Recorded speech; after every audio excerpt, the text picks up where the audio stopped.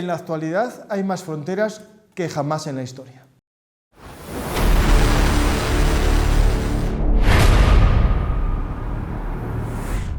Hola a todos, bienvenidos a Juegos de Poder. Hoy regresamos al mundo de la geopolítica tras el 20 de enero y la toma de posesión de Donald Trump. Contamos con la ayuda de José María, que nos va a hacer el resumen de la guerra de Ucrania en la última semana, pero también hoy vamos a hablar de otros escenarios geopolíticos y también militares. Yo creo que el comienzo del programa de hoy, José María, nos vamos a ir a Washington, ¿no? A ver un poco el nombramiento es obligatorio de Donald Trump. Sí. Y ya hoy, una cosa simbólica, cerró su cuenta de Real Donald Trump en X y ahora es ya la de POTUS. POTUS tiene la cuenta oficial del presidente de Estados Unidos, que ya cambió la cara de Biden por la de él y cerró su cuenta de Real. Bueno, esto es interesante. Esa cuenta de Real Donald Trump es porque la que tenía en Twitter se la cerró el anterior propietario y cuando volvió su amigo Elon Musk creó una cuenta que tenía ese prefijo de Real, porque se habían creado muchas falsas con el nombre de Donald Trump. Ahora el tema es, ¿era real en inglés o real en español? Vamos a ver un poco la toma de posesión de Donald Trump y lo que fue muy llamativo, que no se vio en otros mandatos, que es lo que está haciendo en esta imagen, de firmar decretos ejecutivos. Sabemos que hay dos tipos de leyes, ¿no? Las leyes como tales, que las aprueba el legislativo, y los órdenes ejecutivas, que en España se conocen como reglamentos o decretos, que es la forma jurídica de esa norma, ¿no? Decretos ley, se dice aquí. Hay decreto, que es a rango de reglamento, y después está el Real Decreto Ley, que tiene valor de ley una vez que se convalida. Lo que él está aprobando tiene pinta de ser ambas cosas, es decir, algo que es a medio camino entre un Real Decreto Ley español y un decreto ordinario, o sea, un decreto. Lo que pasa aquí, como eres jefe de gobierno y jefe del Estado, todo junto. Claro, sí. Él firma y sanciona todo a la vez. Sí. El tema interesante es que había anunciado que iba a firmar 200 órdenes ejecutivas y hay una cantidad de ellas que las fue firmando en el despacho Oval, como veis aquí en la imagen, pero también en el acto de toma de posesión que se hizo en un polideportivo lleno de simpatizantes, e iba firmando y señalando o enseñando el decreto ejecutivo a las masas, ¿no? A mí me recuerda un poco, no sé, a un emperador romano en el Coliseo. Acabo de aprobar el pan para todo el mundo, ¿no? Aquí al revés. Acabo de aprobar quitarle el trabajo a estos paniaguados, ¿no? Básicamente es lo que iba diciendo cuando iba quitando ciertos y también indultó a los seguidores que asaltaron el Capitolio. Bueno, esto de las amnistías, indultos, no podemos decir nada, porque en España lo tenemos mucho antes, y Biden amnistió a su hijo y ayer, o sea, el último día antes el domingo, o el lunes por la mañana, creo que fue el lunes por la mañana, no, el domingo de noche, amnistió a toda su familia, por si acaso, de todo lo que pudo pasar entre el 2014 y el 2024.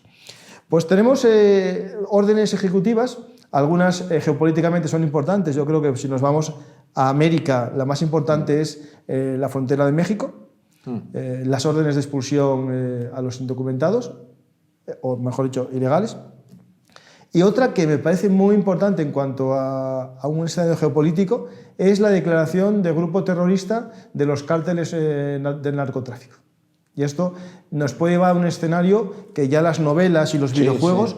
Yo soy lector de Tom Clancy desde que era muy joven, y Tom Clancy ya veía ese escenario de boinas verdes estadounidenses en... No, y con Tom Clancy, ¿qué personaje, digamos, como clarividente o adelantado a su tiempo, cómo supo prever muchas de las cosas que están pasando en el escenario bélico, en la guerra de Ucrania? Nosotros ya las aprendimos de alguna forma en los libros de Tom Clancy, y en el escenario más bien de política internacional, lo que tú estás diciendo, cómo Estados Unidos se va a permitir el lujo de intervenir militarmente persiguiendo el narcotráfico en países de América Latina. En las novelas de Tom Clancy creo que era en Colombia. Sí, era en Colombia, en peligro inminente era en Colombia. En Colombia, sí. Que enviaban desde un F-18 lanzaban una J-Down sobre la mansión de un traficante. Pero Tom Clancy llegó a tener en los años 90 y algo una serie de videojuegos vinculados a una serie de novelas que eran menos conocidas.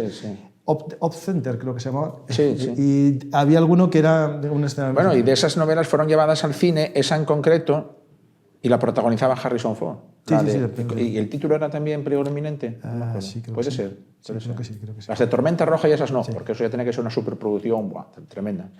No, Tormenta Roja esa sí que sería la película. Sí, bueno, la película. Hombre, de hecho, ahora con la inteligencia artificial podría hacer cualquier cosa. Ahora mismo tú tienes una productora de esas así, un buen equipo de tal, y puedes hacer la batalla de Lepanto, puedes hacer la batalla Tormenta de Roja tenía de escenario, para que os hagáis una idea, una invasión soviética a Islandia.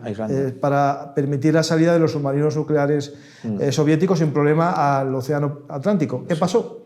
Que ahora no hablamos de Islandia, estamos hablando de Groenlandia, que es la otra parte de la salida, porque tiene un papel geoestratégico esencial para el control de las rutas comerciales y sobre todo de la salida al Atlántico y de las futuras rutas comerciales por el Ártico, donde China está apostando porque puede ahorrar hasta 10, 15 días en un tránsito ordinario, digamos, desde China a Europa por Rusia, pero si nos vamos por Alaska, reduce más todavía el viaje.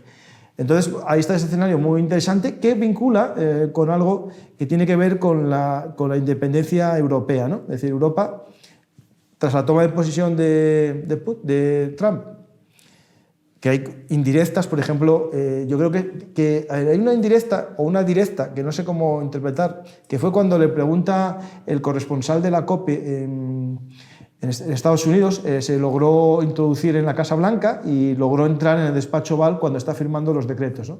Y él le pregunta que qué le parece el gasto de la OTAN, especialmente de Francia y de España, ¿no? Y Trump sabe claramente de qué está hablando, porque dice, España es lento. O sea, es lento gastando, ¿no? Y hace una pregunta que es, ¿España es un país BRIC? ¿No? Y lo hace de una forma que parece como que la respuesta que él plantea es que sí, pero pone una pausa.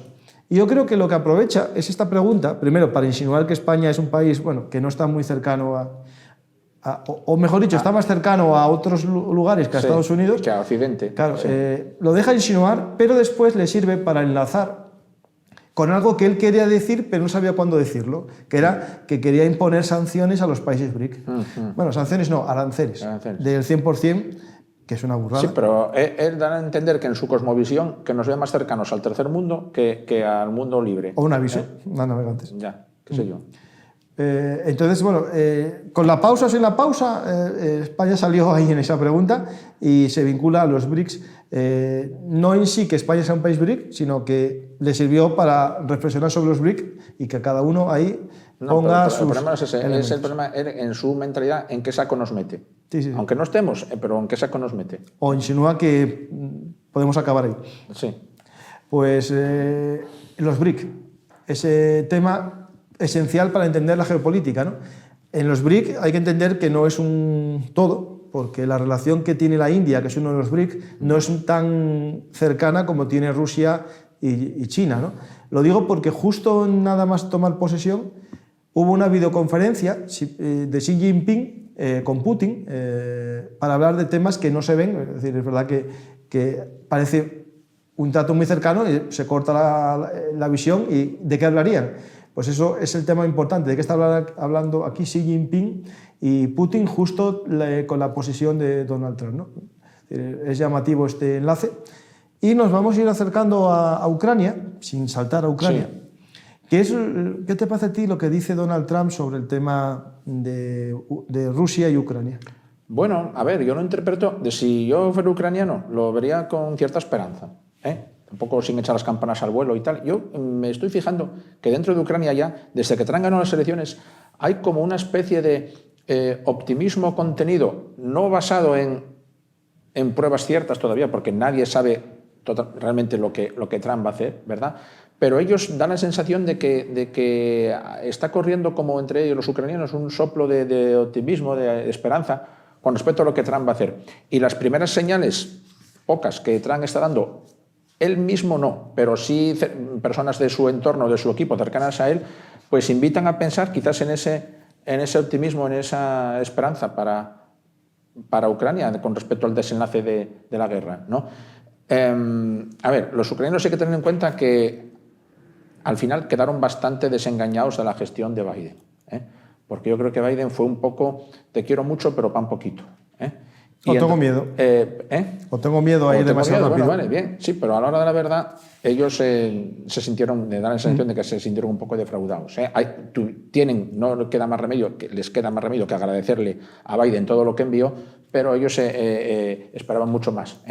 Y ahora, de Trump, después de todo lo que se ha dicho de él y lo que él dejó entrever hace meses cuando bloqueó la ayuda y demás, y tal, bueno, todas aquellas declaraciones altisonantes que hizo contra Zelensky y demás, su presunta amistad con Putin. Bueno, ahora parece que todo eso se va diluyendo, y ahora él ya está aterrizando, se va a imponer la fuerza de los hechos, y la fuerza de los hechos es que me da la sensación, no, ya es una realidad, que va a haber bastante continuidad con la política anterior de Biden de apoyo a Ucrania. Ahora veremos cómo y hasta dónde va a llegar ese apoyo a Ucrania, es decir, la ayuda militar no se va a cortar, los envíos siguen llegando. De hecho, ya después de su toma de posesión han seguido aterrizando los aviones en Polonia, el puente aéreo es establecido con la ayuda militar.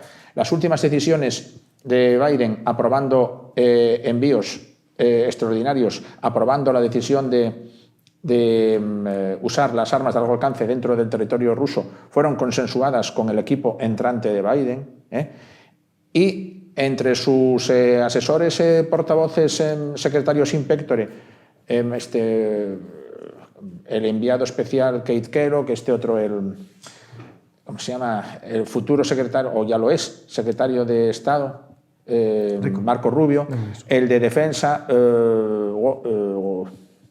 Pete Hegseth, el asesor especial de materia de seguridad, que es otro Walsh, ese tío grandote así que tienen pinta así de cuadrado y tal.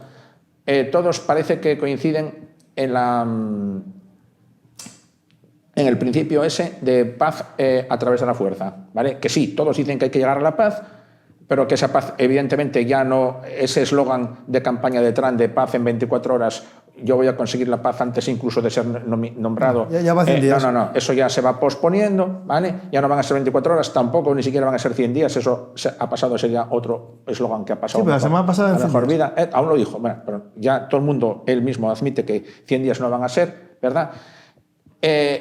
Y la guerra que se va a prolongar, y mientras tanto y no la ayuda a Ucrania se va a mantener, no sé si incrementar, ya veremos, porque Trump, esa fama de imprevisible que tiene por algo es, a lo mejor pasado mañana se descuelga enviando 500 Bradleys a Ucrania, no se sabe. Bueno, esto depende mucho de la reacción que tenga Putin a la entrevista. Sí.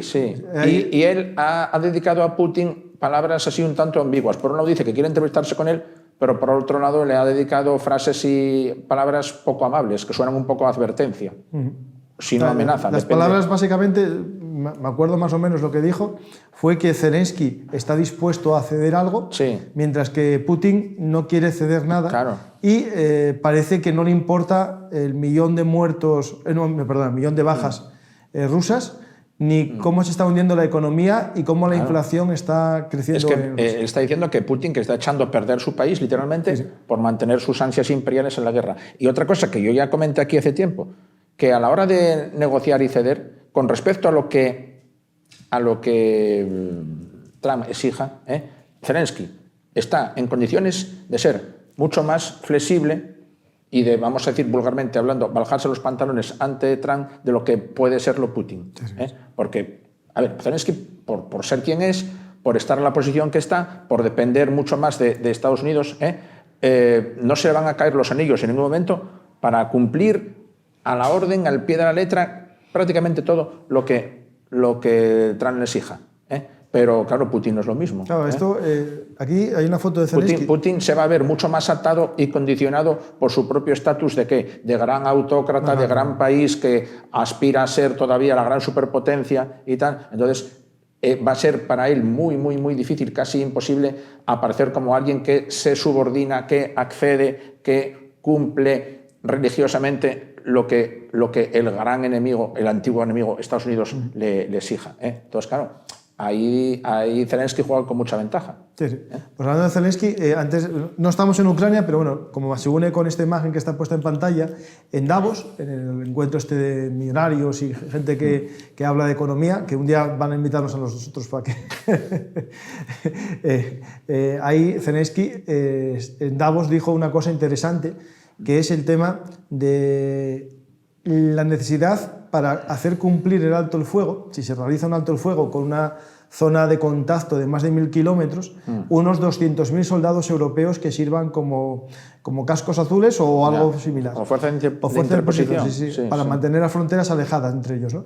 Esto lo quiero decir porque si la garantía va a ser esa, hay que soltar esos hombres y llevarlos allí en un despliegue que va a durar años, salvo que al final la garantía sea entrar en la OTAN y con eso poco a poco el despliegue vaya menguando, porque si no vamos a tener un despliegue en una zona de guerra durante décadas. Hombre, sí. ¿Claro? Porque los rusos no van a... Digamos, si esto no está bien sellado y bien firmado... No, los rusos van a volver. Hay que reconocer o recordar que Rusia es garante de la integridad territorial de Ucrania, ahí en Budapest, y firmó las fronteras anteriores al 2014 como las fronteras de Ucrania, y siendo garante de la independencia, y habiendo, digamos, jurado esas fronteras, las invadió, ¿no? Por lo tanto, las palabras a veces no valen nada, ni el papel en el que está escrito ni firmado un tratado, ¿no? Pero escucha, Campa, para hacer presencia militar en ese frente de 1.200 kilómetros, hasta incluso 200.000 hombres son pocos, ¿eh? Es que es muchos centenares, más de 1.000 kilómetros de frente, y 200.000 hombres, aunque parezcan muchos, no cubren todo ese frente. No, pero tampoco es un escenario de guerra. Tú lo que tienes que evitar patrullas y tal, no es como una guerra. Ya, pero... activa. A ver, si solamente en el Líbano, fíjate tú, esa pequeña, que el Líbano nada, es como... No, pero son 200.000 a la vez. Pero hay relevos cada año. Eso moviliza el ejército entero de la OTAN. Claro. No, eso tiene que ser que no solo los países que se decían que se prestarían voluntarios, Inglaterra, Alemania, Francia, no. Todos los ejércitos de todos los países de la OTAN, hasta de Luxemburgo, iban a tener que enviar hombres allí. Y nosotros, por supuesto. Mira, de hecho, hay una reflexión que publiqué ahora en Twitter de Hala Kalas. Caja Calas, eso sí. Espera, que la voy a... Perdonad que voy a mirarlo un poco, que quiero leerla literalmente.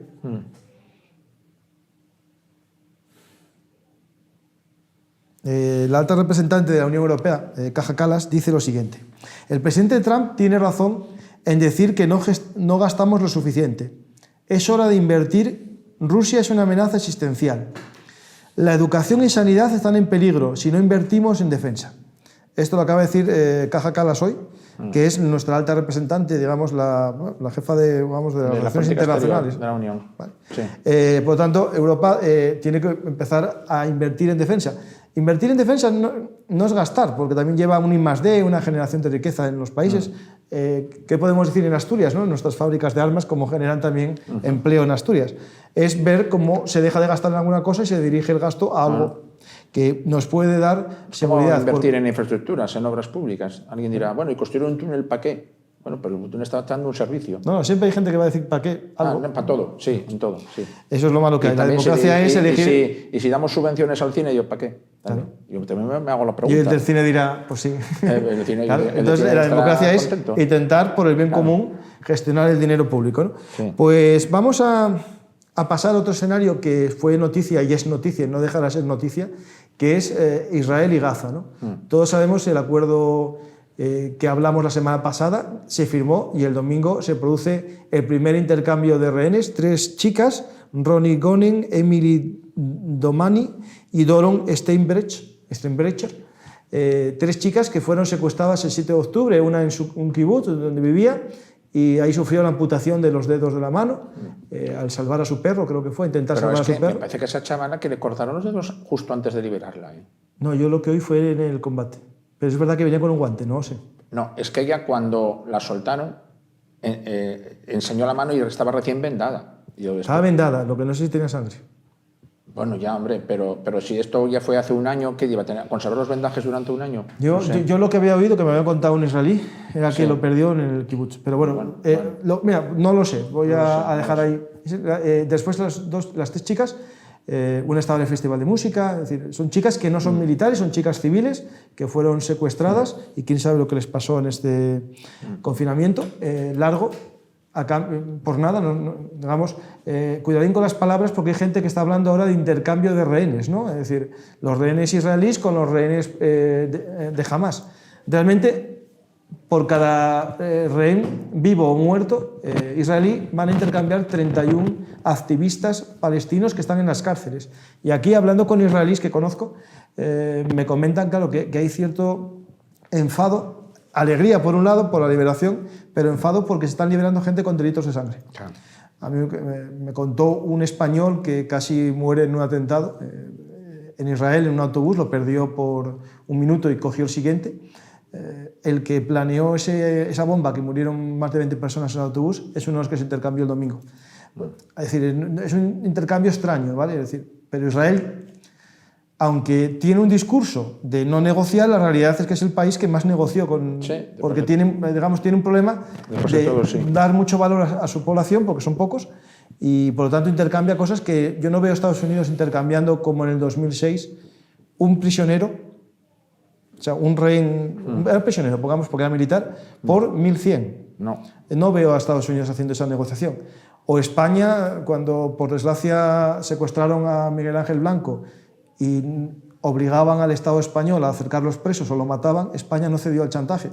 Israel está negociando, tiene un debate interno cada vez más grande sobre este tema, porque al final gran parte de los liberados, y esto es un tema que poca gente sabe, algunos de los liberados el domingo ya fue capturado ayer, martes, en Jenin, en la operación que iba a comentar ahora, que se llama muros de hierro, que hablaré de Jenin un momentín ahora, pero quiero mostraros una imagen, porque a veces en las redes sociales, en el mundo, la imagen, dicen que vale más que 1000 palabras, pero la imagen, cuidadín con la imagen, ¿no?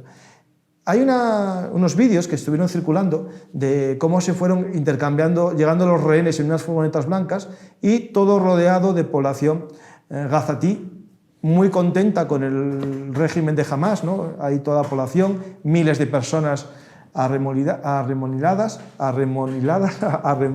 perdonad. Y esto es visto desde tierra, y ahora vamos a ver el mismo vídeo visto desde el aire. Si podéis poner la imagen, podéis ver que es muy poca gente. Está justo la gente alrededor de la furgoneta. Lo digo porque a veces hay que tener cuidado, ¿no?, con esto del apoyo que tiene la población palestina a Hamás.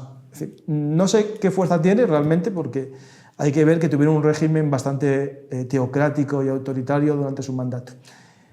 Ahora nos vamos a Cisjordania, y hablo solamente de Jenin, que es una ciudad que es como, digamos, el polvorín de Cisjordania, ¿no? La franja de Gaza está Hamás, pero en Cisjordania gobierna Al-Fatah. La OLP es la autoridad palestina y es la que gobierna en el territorio, y Jenin para ellos es una ciudad sin ley.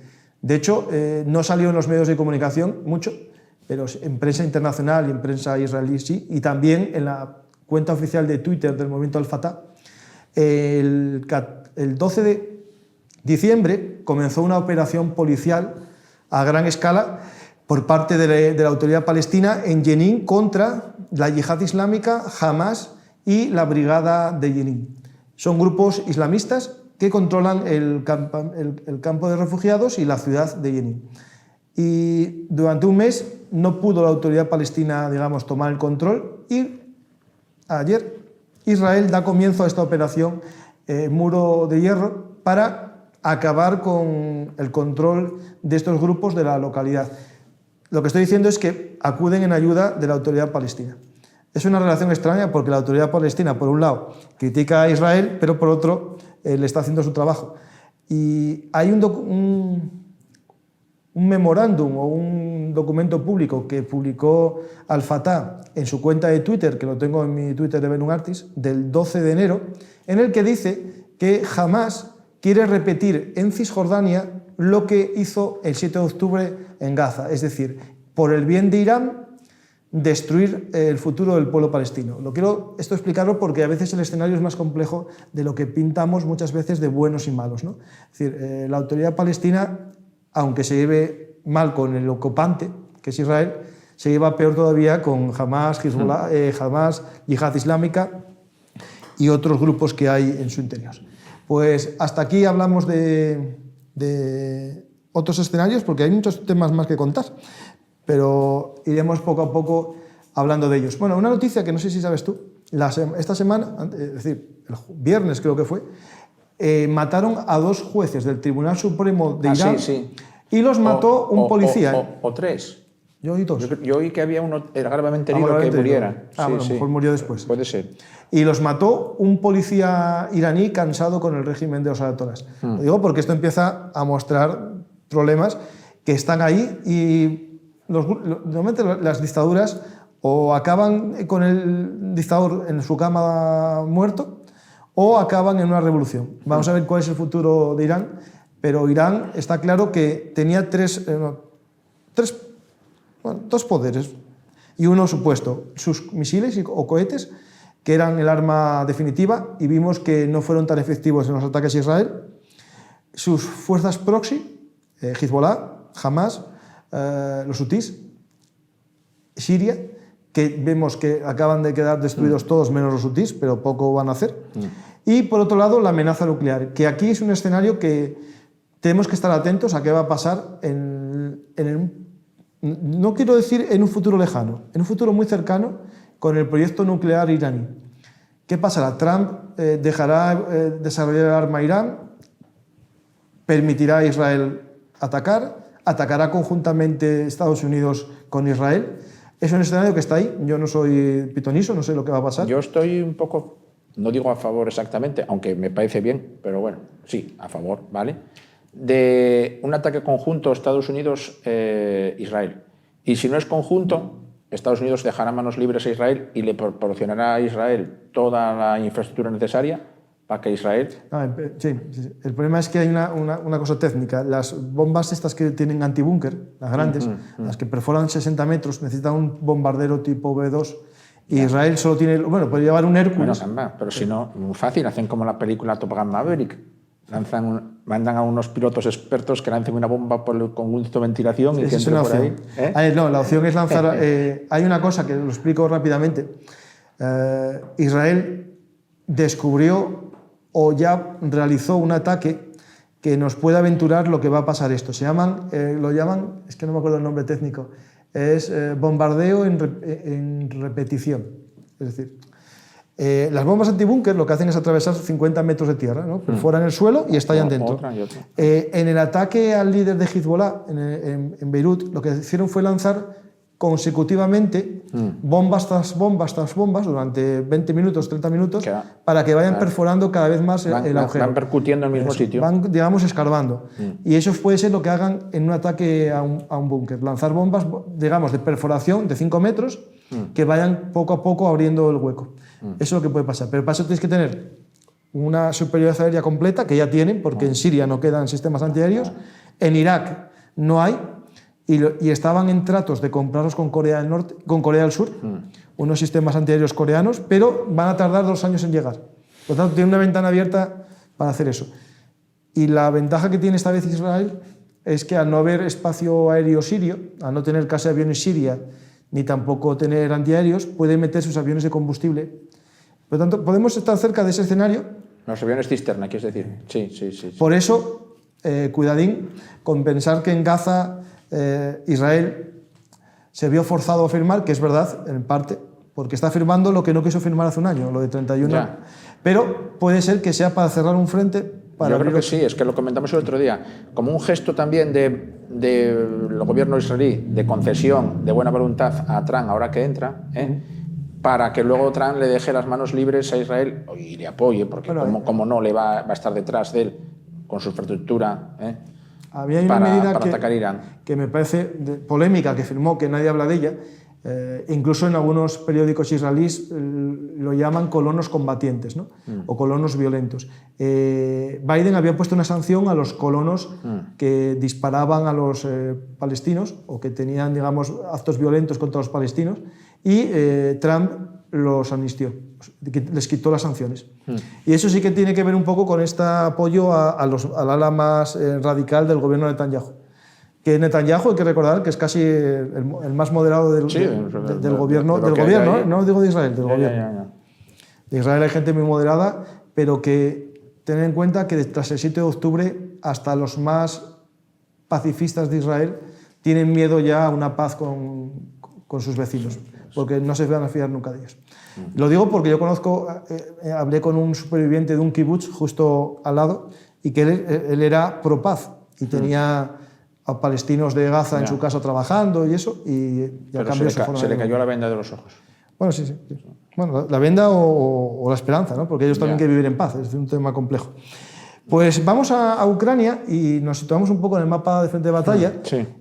Hay muchas cosas que contar, pero un poco vamos a resumir qué está pasando en la zona de Kursk y nos vamos hacia el sur. Bueno, pues la zona de Kursk, yo puedo decir ahora con satisfacción que hace mes y pico en mi fuero interno dudaba de que los ucranianos pudieran sostener Kursk hasta la fecha esa límite de la toma de posesión de Trump, pero hemos visto que ahí está Ucrania presente en Kursk, igual prácticamente ahora que hace un mes o así, apenas sin cambios territoriales, sin diferencia, y causando unas pérdidas incalculables diarias todos los días, rechazando los continuos asaltos rusos, ¿no?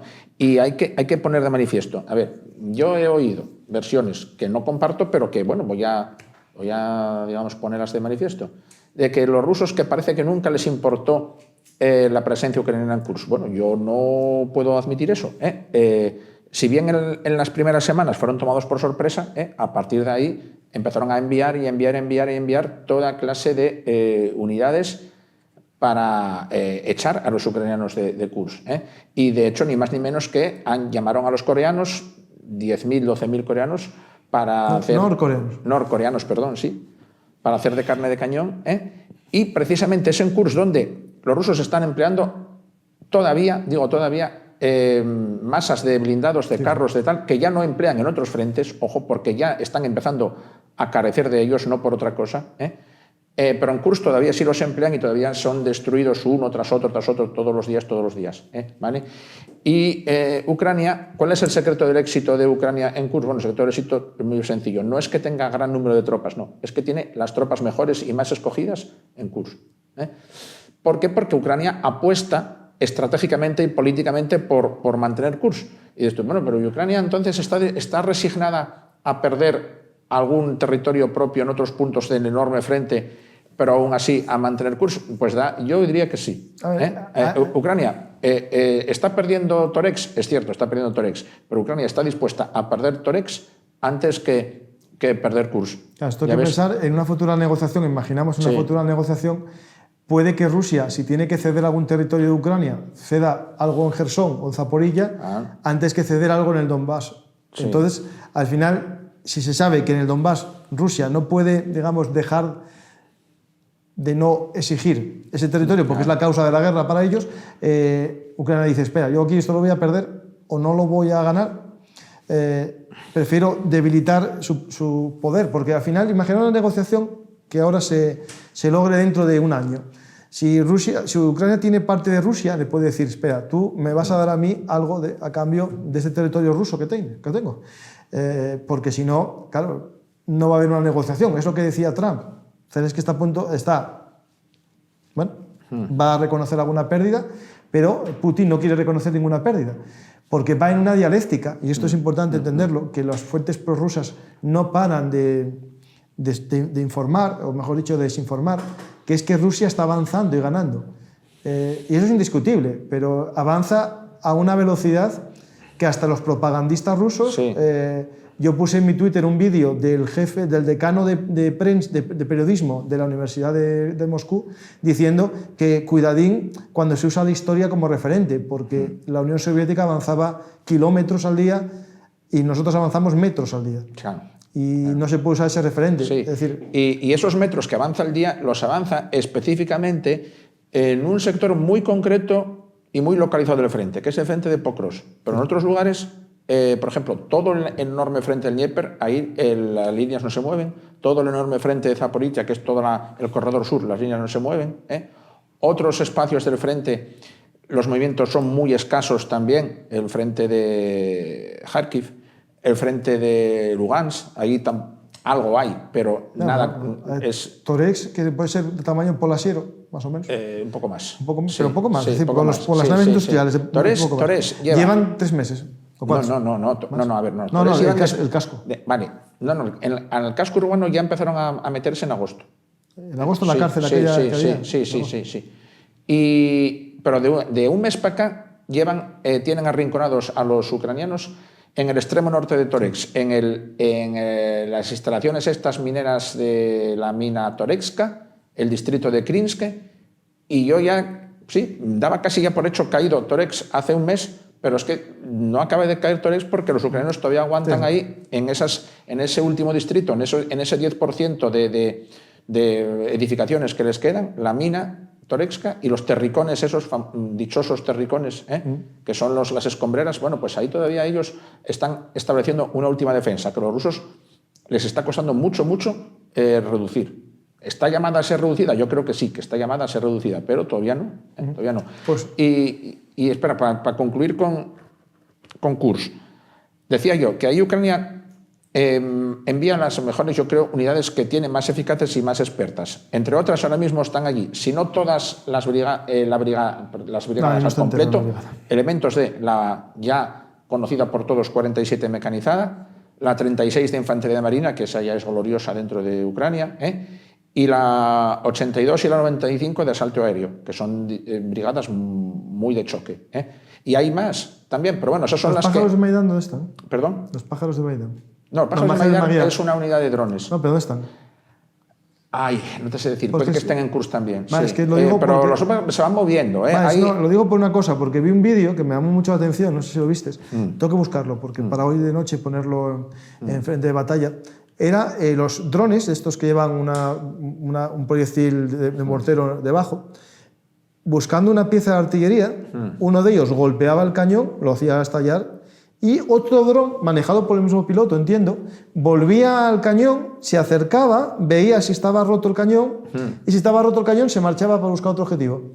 Es decir, tienen la capacidad de comprobar para no malgastar un dron. Sí. Es decir, ellos, hay 5 secuencias de 5 piezas, cañones de artillería, y en uno se ve una brecha grande, el dron se marcha, en otro ve un puntín que puede ser este tamaño, es decir, el tamaño del tapón este del boli, y ve que ya está inutilizado un poco o pierde la calidad el cañón y se va a buscar otro objetivo. Es decir, tienen esa capacidad de acercarse, de pegarse a la pieza y marchar, para no malgastar un dron.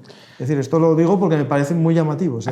Haciendo un poco de balance, ya pasando página de Kursk, podemos decir que los ucranianos lograron el objetivo político. Y dices, bueno, es que la guerra es política, lo siento mucho, pero queda feo, pero es así. De aguantar hasta la toma de posesión de Trump con la mayor parte de su frente, vamos a decir, virtualmente, no absolutamente, virtualmente intacto. ¿Por qué? Porque ellos pueden presentarse ante Trump diciendo, mira, los rusos no nos han echado de Kursk. No nos han logrado ocupar Kupiansk, no nos han logrado ocupar todavía del todo Torex, no nos han echado de Chasillar. Tampoco no les hemos dejado acercarse ni a Liman, ni a Izium, ni nada. Tampoco, de ninguna manera, por supuesto, han logrado rodear Pokrovsk y lo que les queda. Y incluso aguantamos ya in extremis y contra todo pronóstico y de forma, yo creo que un poco irracional, como suelen hacer ellos, porque yo los critico por eso, en el sur, en Velika Novosilka. Eso vamos a verlo ahora, que tenemos mapas. En Velika Novosilka. Hablando de esto, ponemos el mapa y nos vamos a ver el mapa. Entonces, Ucrania, solo para zanjar, ¿por qué a veces resiste de esta forma un tanto contra todo pronóstico? Porque a Ucrania, desde el punto de vista político, le interesa desactivar ese relato ruso de que Rusia avanza, Rusia aplasta, Rusia arrolla, Rusia ocupa. Pues no parece que ocupe porque las principales plazas fuertes están sin ocupar. Y ninguna ha caído antes de la toma de posesión de Trump. Ahora, a lo mejor, ya te digo que Velika Novosilka va a tener que caer y Torex, yo creo que sí también por la fuerza de los hechos. Pero no fue hoy ni ayer. A lo mejor ya dentro de 5 días o de 3. Vamos a ver el mapa. Resumimos mucho el frente, nos vamos a Chasillar, que es la localidad que estaba justo a las afueras de Bakhmut. Estamos hablando ya casi 2 años de avance, Sí, 2 sí. años, para llegar aquí, que está a 10 kilómetros, y esta localidad yo creo que llevan ya 9 meses luchando por ella. 9 de 10, sí. Y todavía no la tomaron los rusos.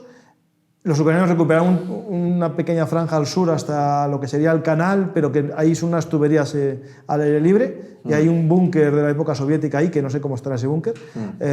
Y la lucha principal en Chasiv-Yar es por la fábrica de refractarios, Sí. que se está luchando nave por nave. Es decir, que los rusos tienen una nave principal, pero al sur de la nave hay pequeñas... Se luchan dentro de las instalaciones, literalmente. Y al estilo que se luchaba, a los que sepan un poco de la Segunda Guerra Mundial, en Stalingrado, dentro de los talleres metalúrgicos de las fábricas, de las acerías y de las fábricas de tractores, pues tal cual se está luchando. Yo creo que publiqué el jueves pasado dentro de la fábrica, y todavía sigue esa fábrica.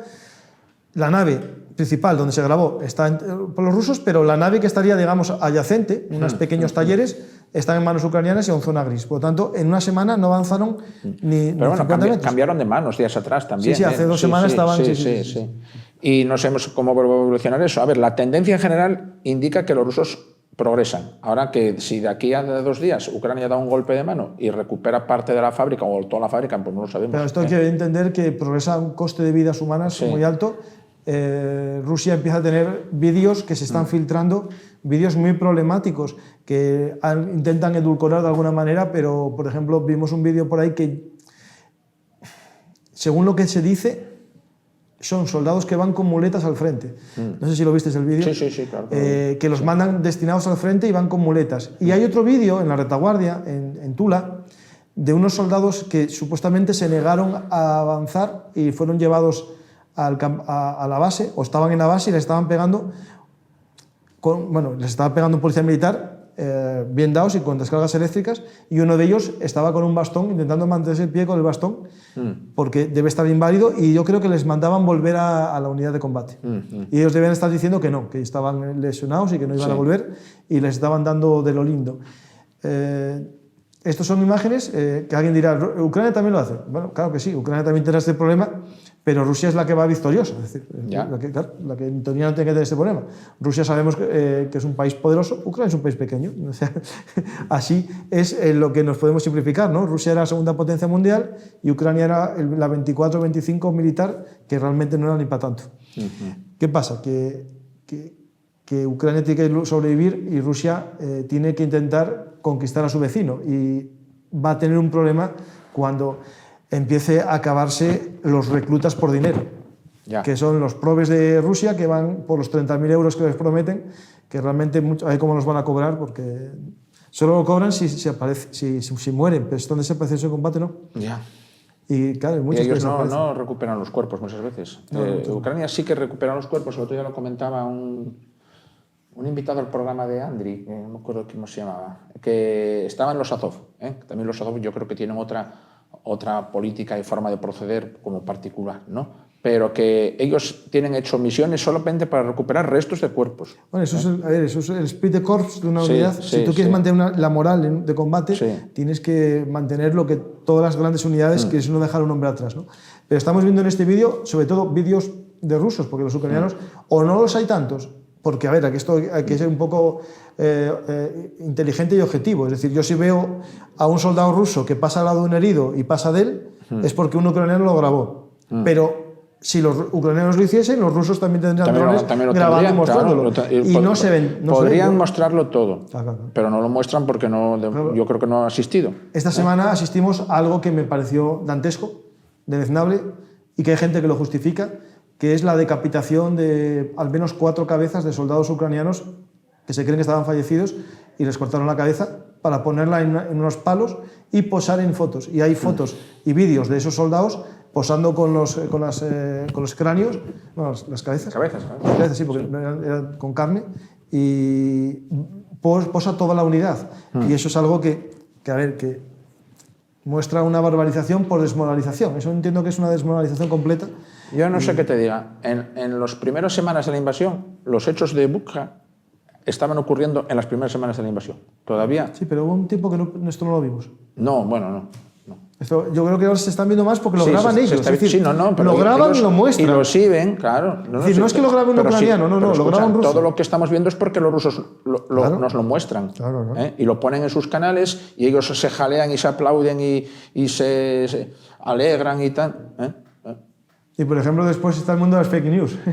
Acabo de publicar en mi Twitter, que os invito a buscar el Twitter de Bellum Artis, dos caras de ucranianos que aparecen en 5 vídeos distintos. Y lo descubre un ruso en un canal de Telegram y dice: nuestros soldados de despacho son tan malos trabajadores que usan la misma cara para hacer 5 montajes distintos. Son como 5 prisioneros ucranianos con distintos uniformes, pero siempre la misma cara. Sí. Y es una cara de copia y pega, es decir, lo hicieron con IA, pues está la cara... ¿No lo viste? No, exactamente no. Pero escucha, en la Guerra Mundial se hacían montajes fotográficos, pero eran esos montajes artesanales, pero se cogían caras y se repetían y se iban...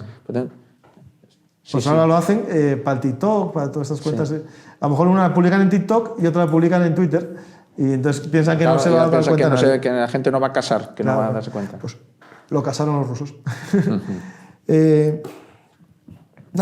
Ahora, por desgracia, esto seguirá. Veremos qué pasa ahora con la llegada de Trump. Si, ojalá, esa paz por la fuerza sirva para acabar con la guerra de Ucrania. De la forma que dice Zelensky y la forma que dice Trump al salir de aquella reunión, de una forma justa y equitativa. Algo así dijo, que bueno, eso hay que ver qué significa esto. Y algo también muy importante, que es que los europeos tenemos que tomar conciencia de la importancia de la seguridad y de la importancia de luchar por la forma de vida europea. Y aquí entra el peligro, desde mi punto de vista, de los extremismos de un lado, de los extremismos de otro y de los autocracias extranjeras que van a gestionar nuestras debilidades internas, ¿no? Y van a azuzar las divisiones de Europa para acabar con nosotros, debilitarnos y después ya nos irán cortando en cachitos a los europeos, que es lo que buscan, ¿no? Pues justo me llegó este libro, que no lo leí todavía, pero promete mucho, que es El poder de las fronteras, cómo construyen y destruyen nuestro mundo, ¿no? Un libro de James Cranford, de la editorial Erasmus, que es del grupo Almuzara. Y yo los libros de Almuzara me gustan mucho, tengo que echarle un ojo, porque promete mucho, es un tema muy interesante, ¿no? Cómo el mundo evoluciona y van evolucionando las fronteras, ¿no? Y vivimos en un mundo en el que las fronteras existen, no van a dejar de existir y se van a levantar muros que, como la historia demostró, tampoco funcionaron para mucho. Que pregunten a los romanos el muro de Adriano si sirvió para mucho, o el muro antifascista que construyeron los demócratas de la RDA para evitar que los europeos occidentales fuesen al paraíso comunista. Bueno, sabéis que esto es propaganda, la realidad. Sí. Sabemos dónde estaban las minas, sabemos dónde estaban los francotiradores y sabemos dónde estaban los alambres de espino. Estaban todos en el lado oriental. Pues muchas gracias a todos, espero que volváis otra semana y José María nos vuelva a hacer el resumen con su mapa del que hoy no dio tiempo a pasar el resumen entero de otro frente. Pero es que tenemos mucho... que nos vean después. Hay mucha geopolítica, hay muchas noticias que intentamos resumirlos rápidamente y os recuerdo que si queréis saber más sobre el frente, hay un programa en un canal de YouTube que tengo yo, que se llama Bellum Artis Historia Militar, y hay un programa que se llama Frente de Batalla, donde José María nos explica con más detenimiento todo lo que estamos hablando aquí en el tiempo que nos permite el formato televisivo. Muchas gracias a todos, nos vemos el próximo miércoles y a ver qué noticias nos depara este trepidante mundo.